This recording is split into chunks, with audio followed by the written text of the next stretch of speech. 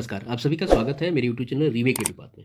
आज हम लोग इस वीडियो के माध्यम से जो आने वाले दिनों में जो शिक्षक नियुक्ति होनी है, जो टीआरई सेकंड होने वाला है बीपीएससी के माध्यम से, क्या वो बीपीएससी के माध्यम से ही होगा?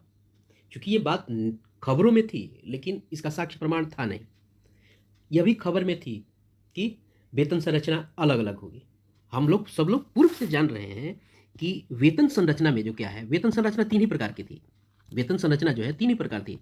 आपको एक वेतन संरचना थी 1 से 5 की, दूसरी वेतन संरचना क्या थी 6 टू 10th की, और तीसरी वेतन संरचना थी आपको 11 टू 12th की।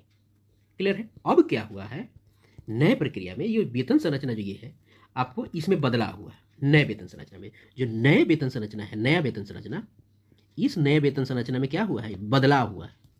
और ये नया वेतन संरचना क्या है, पहले पीआरटी, टीजीटी और PGT. PRT 1 to 5, TGT 6 to 10 और पीजीटी 11 टू 12 था। अब क्या हो हिसाब, जो वेतन संरचना अब बना है, अब वेतन संरचना बना है एक से 5 अलग है। हम इस पर चर्चा 1 से 5 की नहीं करेंगे, लेकिन आपको बता देता हूँ 6 टू 8 अलग है और 9 टू 10th अलग है यहाँ, और 11 टू 12th अलग है। अब यहाँ बदलाव क्या हुआ है कि पहले जो संरचना 6 से 10 थी, इसको 2 भागों में इन्होंने क्या किया है, बांट दिया है। एक ये इन्होंने कर दिया है 6 से 8 एक अलग वेतन संरचना बनाया है, और एक बनाया है 9 से 10 अलग वेतन संरचना। ये बहुत बड़ा बदलाव है दोनों के दोनों टीजीटी ही, लेकिन वेतन संरचना में बदलाव हो गया है क्योंकि एक मध्य विद्यालय में है। और अब इसमें क्या किया इन्होंने, क्या है यहाँ इसमें इन्होंने किया क्या है कि एक को इन्होंने एक मध्य विद्यालय का हो गया, मध्य विद्यालय का, और दूसरा माध्यमिक विद्यालय का। इसी के चक्कर में ये बदलाव जो हुआ है ये आया है। तो और पदों की संख्या बताई गई है, उस पदों पर नियुक्ति करने के लिए क्या प्रक्रिया अपनाई गई है, जिलावार क्या पद है, कितने पद जिला को दिए जा रहे हैं, इसकी चर्चा इस वीडियो में हम करेंगे इस पत्र के माध्यम से। और इसकी स्वीकृति आदेश को वित्त विभाग को भेजा गया है, क्योंकि सारा पैसा तो वित्त विभाग से ही निर्गत होगा। तो इस पूरे आदेश को राज्यपाल के आदेश से जो स्वीकृति हुई है उस सबको भेजा गया है। तो यही देखते हैं हम इस वीडियो के माध्यम से। ये वीडियो में ये पत्रांक जो है 2159 है, 6/10/2023 को भेजी गई है महालेखाकार को द्वारा वित्त विभाग। ठीक है, वित्त विभाग ने इसकी स्वीकृति कर दी है। ये स्वीकृति कैसे की है, ये द्वारा वित्त विभाग आपको ये स्वीकृति आदेश जो है ना, ये स्वीकृत है।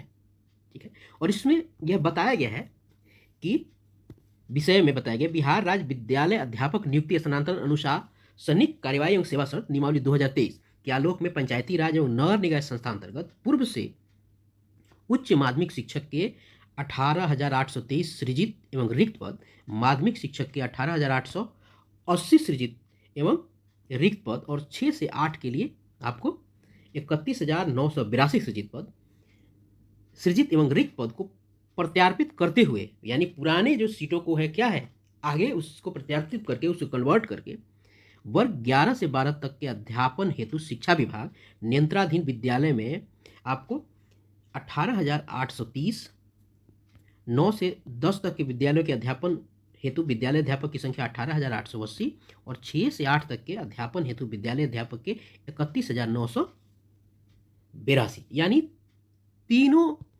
जो कैटेगरी में जो बात की गई है, यानी 6 से 8 में आपको 31,982, 9 से 12 में 18,880, और 11 से 12 में 18,830, यानी 6 to 8 में आपको पद कितने हो गए, 31,982, 9 to 10th कितने हो गए आपको 18,880, उसके बाद 11 to 12th हो गया 18,830। ये पद स्वीकृत हो गए। और इसी के बारे में आगे इसमें देखते हैं, ये आदेश है, ये आदेश स्वीकृत हो गया है, और किसके द्वारा, ये वित्त विभाग के द्वारा महालेखाकार को ये दिया जा रहा है। अब देखिए इसमें बताया गया, इस पत्र के अंदर क्या है इसको देखते हैं। बताया गया है यहाँ कि ये जो इस नियमावली के आलोक में जो बिहार राज्य विद्यालय अध्यापक नियुक्ति स्थानांतरण अनुशासनिक कार्यवाही एवं सेवा शर्त नियमावली जो 2023 बनी है और अधिसूचित की गई है, उसके अंदर विद्यालयों में और शिक्षा में गुणात्मक सुधार के लिए ये प्रक्रिया जो है अपनाई गई है। एक नया संवर्ग गठन किया गया है यानी बताई गई है महालेखागार को, और इसी के परिप्रेक्ष्य में, उसी की छाया में ये सारी की सारी बात की जा रही है। उसके बाद आगे बताया गया है इस 2 नंबर कंडिका के माध्यम से कि पूर्व में जितने भी आपको सेवा शर्त आई है, जैसे 2006 आई है, 2012 आई है, 2020 आई है, उन सबको बताया गया है कि उन सारे पर नियुक्ति अब क्या है, नहीं की जाएगी। 2020 2012 सारे की यहाँ बात की जा रही है। उन सब के आलोक में अब कोई भी नियुक्ति जो है वो शिक्षकों की नियुक्ति नहीं की जा सकती, यही बताया गया है। तुम सबको पढ़ के समझ जाया करने का मतलब नहीं है। अब आगे कहा गया कि अंकनीय है कि उक्त नियमावलियों के अधीन नियुक्ति हेतु पूर्व से सृजित पद के विरुद्ध जिलों से, यानी उस ऊपर वाले जो पूर्व में जितनी भी नियमावली आई हैं उसी के आलोक में जो सृजित पद है उसके विरुद्ध जिला से प्राप्त उच्च माध्यमिक शिक्षकों के विभिन्न विषयों में, उसके बाद माध्यमिक विषयों में, और उसके बाद 6 to 8 के विषयों की जो सृजित पदों पर नियुक्त किया जाना है। ये सारी जानकारी हमने ऊपर बताई है कि कितने पद है। तो यही बताया गया है इस कंडिका के माध्यम से कि जो भी पद थे पूर्व के नियमावली के आलोक में, अब उस पर नियुक्ति उसके आधार पर नहीं की जानी है, लेकिन उन पदों को प्रत्यार्पित करते हुए नई नियमावली के अधीन इसकी नियुक्ति की जाएगी 18,830, 18,880 और 31,982 की। अब इसमें कहा गया है आगे कि कहाँ कितने पद हैं। तीसरे कंडिका में बताई गई है कि आपको अनुलग्नक 1, 2, 3 के माध्यम से बताया गया है कि उनकी जो प्रस्तावित विषयवार नियुक्ति कैसी है, जिलावार नियुक्ति क्या है, कहा गया है। देखा जाए इसमें कि सारे विद्यालयों का जिक्र किया गया है और कहा गया है कि 11 से 12 तक के अध्ययन के लिए 18,830, उसके बाद 9 से 10 के लिए 1880, 6 से 8 के लिए 31 विद्यालय में अध्यापक पद पर विषयवार नियुक्ति प्रस्तावित है। क्लियर है? पूर्व के ही जो रिक्त पदों पर इन विद्यालयों में अध्यापकों का संवर्ग जिला स्तरीय होगा, ये सबको पता है। इसी सूचना बताई गई है, हम सबको भी पता है कि जो अब नियुक्ति हो रही है इनका क्या होगा, अध्यापक का संवर्ग क्या होगा, जिला स्तरीय होगा। उसके बाद चौथे कंडिका के माध्यम से बताया गया है कि विद्यालय अध्यापक के सभी पद सीधी नियुक्ति से भरे जाएंगे। ये सीधी नियुक्ति होगी। इस हेतु राज्य सरकार द्वारा बीपीएससी, बिहार लोक सेवा आयोग के माध्यम से पात्र अभ्यर्थियों का लिखित परीक्षा के माध्यम से चयन कर, यानी जो अभी प्रक्रिया जो टीचर रिक्रूटमेंट एग्जाम हुआ है उसी तरह यह भी लिखित परीक्षा के माध्यम से इसका चयन किया जाएगा और इसकी अनुशंसा शिक्षा विभाग को की जाएगी। यानी बीपीएससी परीक्षा लेके उसकी अनुशंसा बीपीएससी को कर देगी कि आप इनकी नियुक्ति कर ले। शिक्षा विभाग द्वारा उक्त अनुशंसा को संबंधित जिला के जिला शिक्षा पदाधिकारियों जो इस संवर्ग के विद्यालय अध्यापक की नियुक्ति के प्राधिकार होंगे। कौन प्राधिकार होगा? जिला शिक्षा पदाधिकारी, इस नियुक्त का नियुक्ति प्राधिकार होगा, को नियुक्ति हेतु अग्रसारित कर दिया जाएगा। अब यही बात बताई है क्या होगा, बीपीएससी क्या करेगी, ये परीक्षा लेगी और जो चयनित हो गए होंगे उनकी अनुशंसा क्या कर देगा, वो शिक्षा विभाग को करेगा, शिक्षा विभाग को करेगा। और शिक्षा विभाग क्या होगा, शिक्षा विभाग क्या करेगा, अब इसको डीओ को आपको भेज देगा कि भाई इसकी नियुक्ति तुम करो, क्योंकि प्राधिकार नियुक्ति प्राधिकार वही है। उसके बाद यही और विद्यालय में 5वें बताया गया कि विद्यालय अध्यापक के नवसृजित होने वाले विषयवार पदों को शिक्षा विभाग द्वारा आवश्यकता अनुसार जिलों को आवंटित किया जाए। क्या है कि विद्यालय अध्यापक के नवसृजित पद होने वाले विषयवार पदों को शिक्षा विभाग द्वारा आवश्यकता अनुसार जिलों को आवंटित किया जाएगा। संबंधित जिला के जिला शिक्षा पदाधिकारी के द्वारा विषयवार पद को आवश्यकता अनुसार विद्यालयों को आवंटित किया जाएगा। वहीं बातें हैं इस 6 कंडिका में बताया गया कि कितना वार्षिक भार पड़ेगा। वार्षिक भार आपको इतना पड़ने जा रहा है, यानी 55 अरब के करीब पड़ेगा। उसके बाद बजटीय शीर्ष का जिक्र किया गया 7वें में। 8वें में मंत्रिपरिषद से इसकी स्वीकृति प्राप्त हुई है 19/9/2023 को मंत्रिपरिषद की बैठक में इस मद में प्रस्ताव स्वीकृत हुआ है, इसका जिक्र किया गया है, महालेखाकार को बताया गया है। आइए देखते हैं, ये संजय कुमार सरकार के संयुक्त सचिव यानी राज्यपाल के आदेश से ये पत्र निर्गत हुआ है 6/10 को। क्लियर है? अब आइए आगे नीचे देखते हैं कि पदवार क्या स्थिति है। अब देखिए अनुलग्नक ऊपर चर्चा की गई थी, अनुलग्नक 1, 2 और 3 की। तो अनुलग्नक 1 में क्या है, पंचायती राज संस्था एवं नगर निकाय संस्था अंतर्गत उच्च माध्यमिक शिक्षक के सृजित पद जिन्हें प्रत्यार्पित किया गया है। अब इसमें किसकी बात हो रही है, इसमें बात हो रही है 11th और 12th की। ठीक है, तो अब देखिए कितने पद सृजित किए गए, ये विषयवार होगा। अब देखिए भौतिकी में 11 to 12 है, इसको देख लीजिए। भौतिकी में आपको 1919, रसायन शास्त्र में 1857, गणित में 1651, वनस्पति शास्त्र में 561, जंतु विज्ञान 400, हिंदी 1189। उसके बाद आपको अंग्रेजी में ये 79 नहीं है, 89 है।